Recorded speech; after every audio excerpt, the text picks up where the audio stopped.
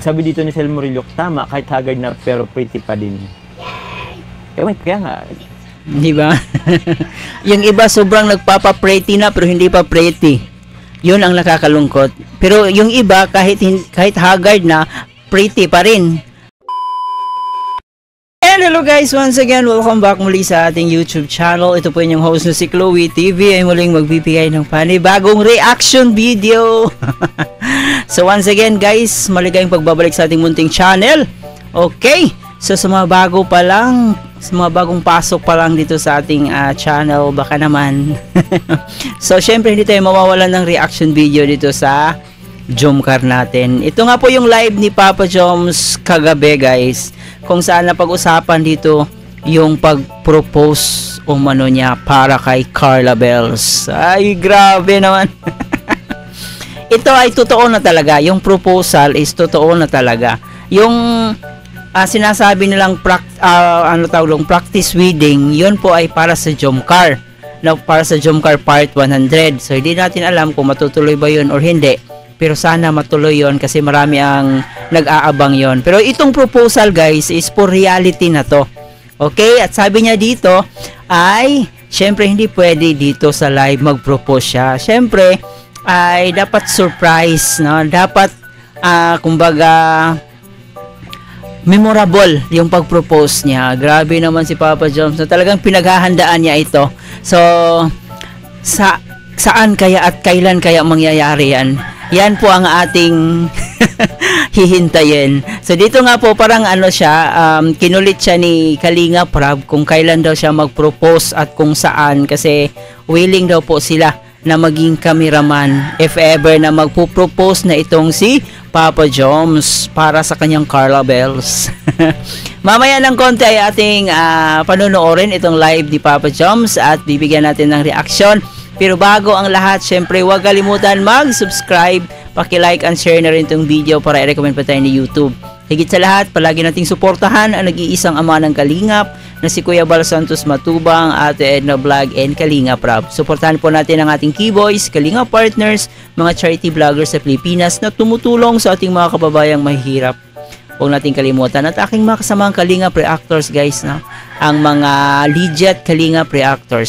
Okay? So, ngayon ay wag na tayong magpatumpik-tumpik pa. Alamin na natin dito kung kailan nga ba magpo-propose. Parang nape-pressure na si Papa Joms dito eh. Usapang proposal na to. Pagkatapos nito ay usapang kasalan na. Let's go guys! Propose. Propose. Kailan daw magpo-propose? Kalinga Prab, isa pa to. Dagdag pressure pa to si Kalinga Prab. Baka excited lang din si Kalinga Prab, di ba? Lahat naman ng mga Jomcar supporters excited dito eh. Si Kalinga Prab pa kaya? Siya yung founder. Siyempre isa rin po yan talaga sa sobrang excited sa proposal ni Papa Joms. Bro, Kalinga Prab, di ba sabi mo? Di ba sabi si Kalinga Prab naman parang hindi nanonood ng ano niya eh. Nauutal-utal na si Papa Joms ha.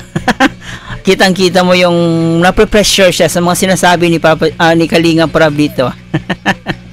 Napre-pressure si Papa Joms. No? Usapang proposal na po yan eh. Dapat kasi dahil sikat sila, so syempre dapat bongga yung engagement ring. Mala 1 carat to 2 carat yung diamond. Ganon ba?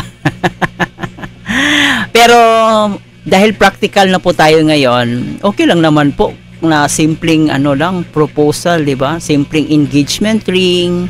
Kung meron ng mga sponsors na magbibigay yung worth 1 carat or 2 carat na diamond, ay syempre bukal naman po sa loob yan ni Papa Joms. Pero kung hindi naman kaya, ay okay na rin yung simpleng engagement ring lang, no? So, hindi naman nasusukat kung gaano kamahal yung engagement ring, 'di ba? So, marami nga diyan yung mga sobrang ang mamahal ng mga engagement ring, sobrang ang mamahal ng mga wedding ring. Napunta na tayo sa wedding ring, pero doon naman talaga patutungo yan after proposal. So, naghihiwalay nga sila. So, mas mabuti na simplihan na lang, 'di ba? Kung meron namang sapat na budget ay welcome naman po. wala naman pong may mangingialam. Hindi nanonood ng vlog. Ayan pa, Kalinga Prab, manood ka kasi ng vlog mo. Baka nakalimutan lang, no? Baka nakalimutan lang ni Kalinga Prab. Kalinga Prab, manood ka rin ng vlog mo. O ng Busy kasi si Kalinga Prab eh. vlog namin. Di ba nga nabanggit naman ni Carla, di ba, Kalinga Prab? Ay, nako, si Kalinga Prab. Nakalimutan lang, Papa Joms, ano ka ba naman? Ganyan talaga ang buhay pag pag tumatanda na tayo ay meron talaga tayong mga bagay na nalilimutan na. Char. Diba? Pag sabi ka, bro, at kami ang magkakamera, ayo. Sikreto lang muna, bro. Diba? Willing na willing magkameraman silang Kalinga Prab eh. Pero wala tayong magagawa kasi sikreto pa lang. Yan ang ating aalamin kung kailan. Si bro naman, may pakis ako ngayong gabi ay. Let's talk about it privately, Kalinga Prab. Okay. Huwag mo kong pinipressure dito, Kalinga Prab. Huwag mo kong pinipressure sa live ko, Kalinga Prab. Ayan. Kita nyo yan? Pressure na si Papa Joms para sa kanyang Carla Bells. Anyway guys, para sa akin, hindi naman siya nasusukat kung gaano kamahal yung engagement ring. Nasusukat talaga yung gaano nyo ka value yung isa't isa. Doon natin makikita yung totoong pagmamahal, kung paano kayo nagki-care sa isa't isa, paano nyo pinapahalagahan yung isa't isa. Hindi yan nasusukat sa gaano kamahal yung engagement ring na yan at kung gaano kaganda yung proposal na yan. Nasusukat yan kung gaano kayo katagal at kung gaano kayo magtagal pa sa inyong relasyon. Diyan po nasusukat ang totoong pagmamahal. Okay. Forward. Wala na, di ko na alam kung sino. Bro, ano una pumapasok sa isip mo kapag naisip ko si Carla? Oy, ba't ka may paano? Bakit mala personalan yung mga tanong ni Kalinga Prab ngayon? Bihira lang to si Kalinga Prab papasok sa mga live ng ganyang mga kasamang keyboys. Ngayon ang daming mga tanong ni Kalinga Prab dito kay Papa Joms. May naaamoy tayong mala cheesy baka na-share na to ni Kalingap Jomar ni Kalinga Prab, no? Baka napag-usapan nila kaya inopen lang ni Kalinga Prab dito. Malay natin, di ba? Baka napag-usapan na nila yung proposal na yan. Ito talaga si Papa Joms, kunwari pa to, di ba? Baka nagkukunwari lang si Papa Joms, Tita Love, share po sa'yo. Kalinga Prab, hindi talaga ikaw nagpapaquiz. Sige, sasagutin ko yan. Dikasyan mo ako, Kalinga Prab. Oy. Dikasyan mo ako. May kapalit pala. Sagutin ko yan. Ay, dikasyan mo ko, bro.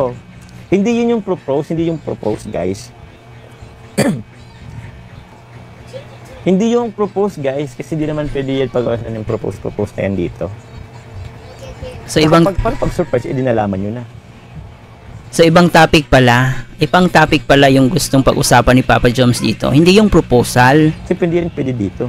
Nga naman. Ang proposal, guys, is surprise. Diba? Tama nga naman. Dapat surprise. Ang pangit naman ng proposal pag alam na ni Carla Bells, diba? Wala nang ka-excitement. Hindi yan pwedeng sabihin dito sa live. Tama. Yung second na tanong ni Kalinga? Ito kasing mga maritis atat na atat din yung mga maritis natin. Tapos gagawa na naman ng mga fake news. Di ba? Yung mga maritis natin atat na atat malaman. Tapos gagawa ng mga fake news. Magpo-post na naman doon sa Jomcar 18. Anong unang naisip mo kung napag-uusapan si Carla? Ano bang naisip hindi sa unang nakikita? Iwan ko, yung hagik talaga kasi. Yung tawa ni Carla Bells na medyo manipis na tawag dito kung sa Bisaya pa kay talinis, no? Napaka tulis. Tulis ba tawag doon? Hindi ko alam kung sa Tagalog. Yung napaka-nipis niyang tawa na ewan ko, yung talaga yung signature na tawa ni Carla, no? Talagang noon pa man pag Diyan mo makikita na natural na yung tawa ni Carla pag yan na yung klaseng tawa na maririnig natin. No, yan na po yung totoong Carla talaga.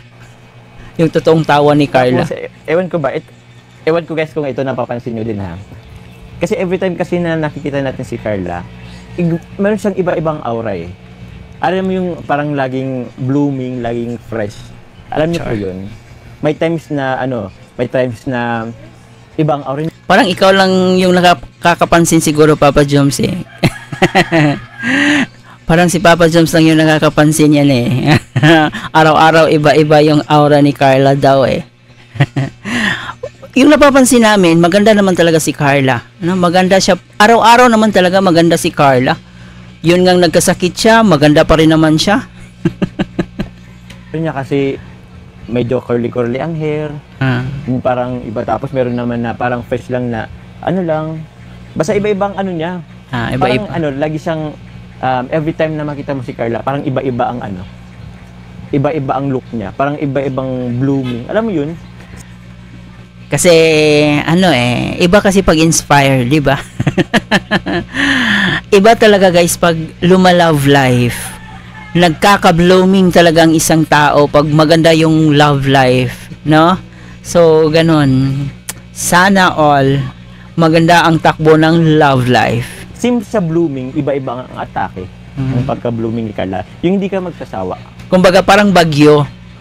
Signal 1, signal 2, signal number 3, signal number 4 yung ganda ni Carla. Kung i-handlein tulad natin sa bagyo, parang ganon, no? May kanya-kanyang level yung ganda ni Carla. Gets nyo ba yun? Oo na, Papa Joms, na gets na namin yun. Sabi niya, may magic. Yun na nga guys, may magic. Nagets nyo ba? Oo na, gets na namin. Mysterious? Ay, magical. Parang nasa Disney Disney World.